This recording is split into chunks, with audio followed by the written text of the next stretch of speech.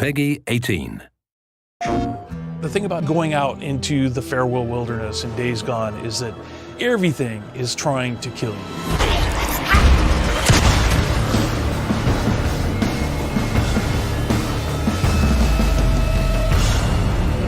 Days Gone is a world that comes for you. It's a world that is dangerous everywhere you go.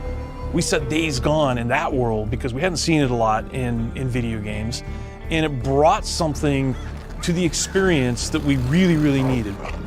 The danger comes from not just the freakers, but it comes from marauders who want to snipe you off your bike. It comes from the weather that will make it impossible for you to stay on a muddy trail. The world changes after dark. More freakers come out. It's brutal and it's harsh. It can be rough sometimes. Freakers are human beings who were infected by a virus that killed the world. Freakers are alive and they are mutated. And one of the key storylines in Days Gone is they are continuing to mutate. They are changing even as you play the game. We have several types of freakers in the game. Each one of them has their own challenges. Swarmers, for example, are adult males and females, and they tend to roam in groups. They are very, very strong and very hard to kill. You know, in the Screamer, what she has is a sort of verbal attack. She will bring in swarms, and when you hear this scream that it makes, basically puts an effect on the world and makes it awfully hard to escape. We have the Breaker, which is like a big brute.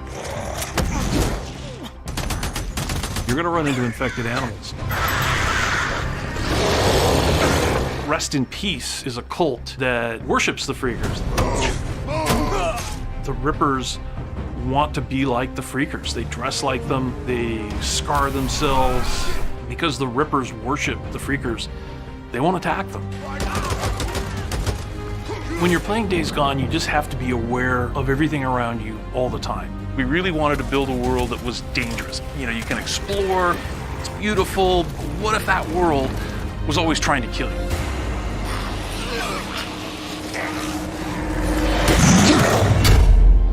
The thing about a game like Days Gone is it's the sum of its parts, so that you have, you know, the open world, and you have a bike, and you have enemies, you have humans and freakers and animals, and you have lots of tools to deal with them.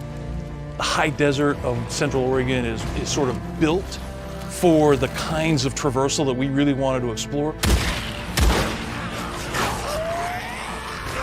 We are so excited to have players finally be able to jump into the farewell wilderness in the world of Days Gone and get a sense of who Deacon St. John is and what this experience is. So when this thing comes out on April 26th, we are just so excited to see what you think about this world.